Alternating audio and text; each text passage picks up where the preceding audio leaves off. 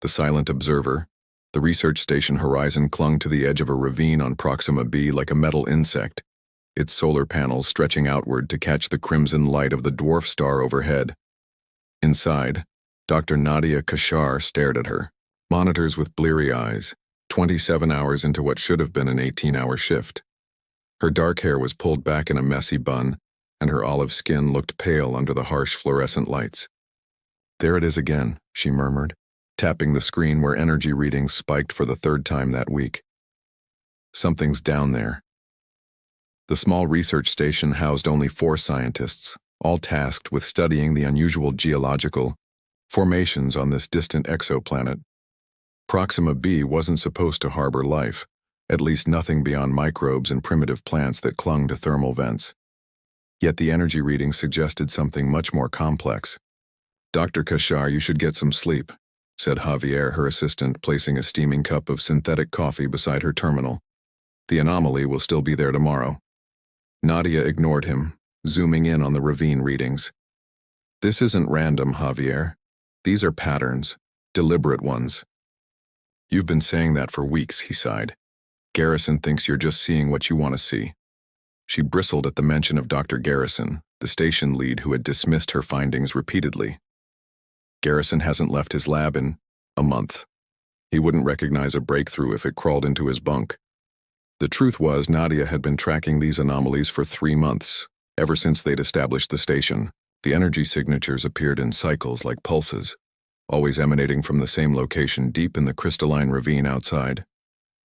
"I'm going down there," she announced, standing so quickly that her chair spun behind her. Javier's eyes widened. "At night?"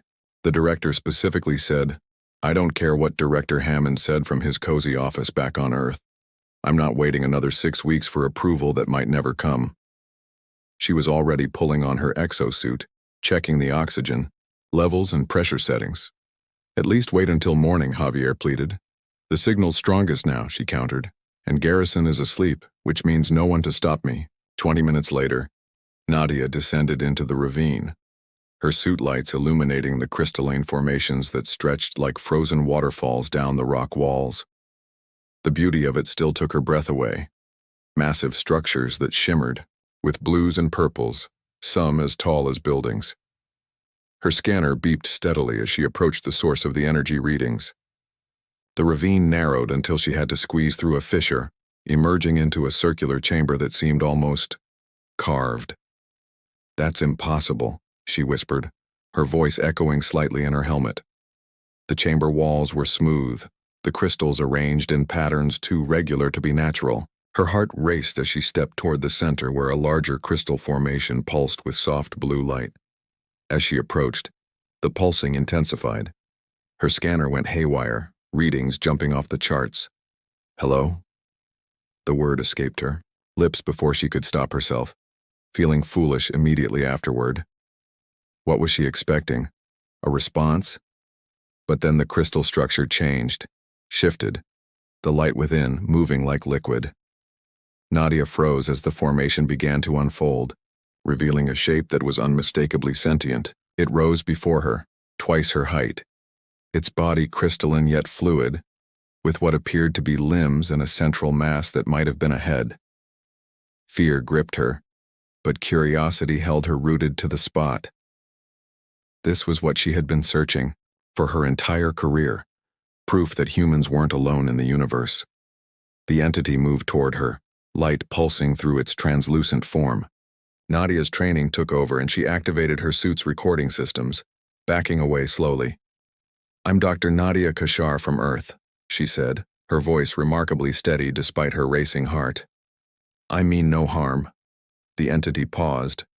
Then, in a movement that seemed almost deliberate, it extended what might have been an appendage toward her. The crystal at its tip glowed brighter. Against every safety protocol, Nadia reached out her gloved hand. The moment they connected, an electric sensation shot up her arm and images flooded her mind. Stars dying, worlds being born, and a profound sense of age and loneliness that nearly brought her to her knees. "What are you?" she gasped when the connection broke. The entity's form rippled and then impossibly words formed in her mind. Not in any language she knew, but somehow she understood them. Observer. Watcher. Last? Last? She echoed. The last of what? The last of the luminar. We watched the stars form when your world was dust. Nadia's scientific mind raced with questions, but before she could ask another, a rumble shook the chamber. Dust and small crystals rained down from above. The entity, the luminar, seemed to withdraw slightly. Danger comes, others follow, they hunt. Who's hunting you? Nadia asked, but the tremors intensified. Her suit sensors warned of structural instability in the ravine walls. The luminar's form contracted, becoming more compact. Go. Return when the dark cycle begins again. I will show you. I don't understand, Nadia said, but another violent shake told her she needed to leave immediately. I'll come back, she promised. She scrambled back through the fissure as larger chunks of crystal began to fall. By the time she reached the surface, the entire research station was on alert, emergency lights flashing. What did you do? Dr. Garrison demanded when she stumbled back into the airlock, his face red with anger. The seismic sensors are going crazy. It wasn't me, she panted, removing her helmet. There's something down there, Garrison. Something alive. Impossible, he scoffed. I recorded everything, she said, disconnecting the data module from her suit. And I'm going back tomorrow night. You're not going anywhere, he growled. Hammond is on the comlink. He wants to speak with you immediately. As Nadia walked toward the communications room, a ping from her personal device caught her attention. It was the data module, somehow downloading itself onto her tablet without being connected. On the screen, a single message appeared. Help me. Nadia Kashar. They come to end all things. Nadia glanced back toward the ravine visible through the station windows. Out there, something ancient was waiting for her, something that knew her name and reached across technology to find her. And, according to this being, something else was coming, something dangerous. She clutched the tablet to her chest, her scientific skepticism warring with what she'd experienced. What have I discovered? She whispered to herself as she stepped into the communications room, where an angry director awaited her explanation. What she couldn't know then was that her discovery would soon change the course of human history forever. First contact. The next morning, Research Station Horizon buzzed with activity. Director Hammond's holographic form dominated the conference room, his stern face floating above the table as he addressed the small team. Dr. Kasher, you understand the seriousness of your actions? His voice crackled slightly with the transmission delay from Earth. Unauthorized exploration, potential contamination of an alien environment, and now claims of an intelligent life form? Nadia stood firm, her exhaustion replaced by determination. With respect, Director, the evidence is irrefutable. She played back a portion of the recording showing the crystalline entity unfolding. This is not a geological anomaly. Garrison snorted from his seat. It's a crystalline formation responding to the electromagnetic field from your suit. Nothing more. Is that why it spoke to me? Nadia challenged. Is that why it's communicating with our systems even now? As if on cue, the lights in the conference room flickered. Director Hammond's hologram distorted momentarily. What was that? He demanded. Dr. Lydia Okafor, the station's communications specialist, checked her tablet. Something's accessing our systems, but it's not malicious. It seems to be observing. Nadia felt a flutter of vindication. It's the entity I encountered. It called itself a luminar. Hammond's expression hardened. This is precisely why we have protocols, Doctor. If you've made contact with an alien intelligence, you've now potentially exposed Earth to unknown risks, or to the greatest discovery in human history, Nadia countered. The director was silent for a moment, then sighed. A military escort is being dispatched to your location. Commander Von Reed and his team will arrive within 48 hours to secure the site and assess the situation. Military? Nadia couldn't hide her dismay. This is a scientific discovery, not a threat. That remains to be determined, Hammond replied coldly. Until Commander Reed arrives, you are to make no further contact with this Luminar. Is that clear? When the transmission ended, Nadia stormed out, ignoring Garrison's smug expression. In her quarters, she found her tablet screen illuminated with a new message. Soldiers bring weapons. Weapons bring death. I have seen this cycle before. They're just taking precautions, Nadia said aloud, wondering if the entity could hear her. I won't let them harm you. Time grows short. The hunters approach. I must share while I still can. Before she could respond, a knock at her door interrupted. It was Javier, looking concerned. They've locked down all the equipment, he said. Garrison's orders. No one goes outside until the military arrives. Nadia smiled thinly. Then it's fortunate. I already have what I need. She showed him her tablet, still connected somehow to the entity below. That's impossible, Javier whispered, examining the tablet. It's bypassed all our security. It's desperate, Nadia said, and I'm going back down there tonight. You can't. Hammond specifically ordered. Hammond is 4.2 light years away, she interrupted. By the time the military arrives, it might be too late. That night, Nadia slipped out during the skeleton crew's shift change. The ravine looked different in the eerie light of Proxima Centauri's red glow, more foreboding, the crystals casting long shadows like reaching fingers. She descended faster this time, knowing the path.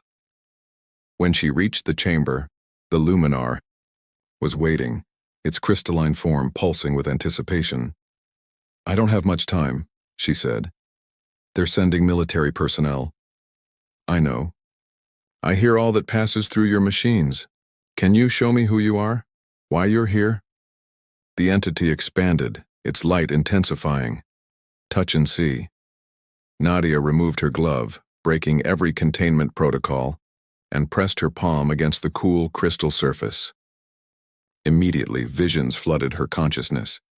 A vast civilization spanning galaxies, beings of pure energy and crystal, observing the universe's development for millions of years.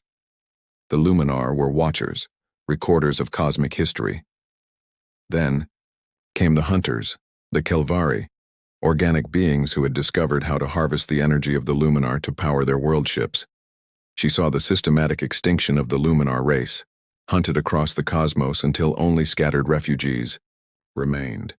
This one, whom she now felt called Thorn, had fled to this remote system, hiding in dormancy for centuries. When the connection broke, Nadia was gasping, tears streaming down her face from the emotional impact of witnessing an entire civilization's fall. They're coming here? The Kelvari? She asked, her voice trembling. Yes. They sense when we awaken. My attempt to communicate with your machines has revealed my location. Why risk exposure by contacting us? Because your kind has potential. You may become like the Kelvari, harvesters of life, or you may choose another path. I awakened to witness which path you would choose. The ground beneath them rumbled again, more violently than before. They approach faster than I anticipated. The hunters have found me. Let me help you, Nadia pleaded. We have technology, weapons. Your weapons cannot harm them. But there is a way. Before Thorn could explain, the chamber entrance exploded inward. Through the dust and debris stepped Commander Vaughn Reed, tall and imposing in tactical gear, weapon raised. Behind him, a team of soldiers spread out, their lights cutting through the darkness. Dr. Kashar, step away from the alien, Reed ordered, his deep voice echoing off the crystal walls. Nadia stood protectively in front of Thorn. Commander, you're early, and making a terrible mistake. This being isn't hostile. Reed's expression remained impassive. We intercepted transmissions from this system. Not yours. Something else. Something that got Earth's attention very quickly. He gestured to his team. Containment protocols are in effect. As the soldiers moved forward with what looked like energy-dampening equipment, Thorn's crystalline form began to pulse erratically. They are not here to help. They are like the Kelvari. They wish to study, to take. Commander, stop! Nadia shouted, but it was too late. Thorn's form erupted in blinding light. The soldiers were thrown backward, and Reed barely managed to remain standing. When the light subsided, Thorn had transformed. No longer a translucent crystal, but a solid humanoid figure, with features that seemed almost carved from diamond. "I have taken a form, you understand," Thorn spoke aloud for the first time, his voice resonating like crystal bells. "To show I mean no harm." Reed lowered his weapon slightly, clearly stunned. "What are you?" "I am the last observer of a race older than your solar system," Thorn replied. "And I have a warning. The true enemy approaches. They will be here within days, and when they arrive, they will not just take me, they will harvest your world as well." The chamber fell silent as humans and alien regarded each other, the fate of two species now intertwined in ways none could have predicted. In orbit above Proxima b, undetected by the primitive human sensors, a Kelvari scout ship adjusted, its course sending a signal back to its fleet. The hunt had begun,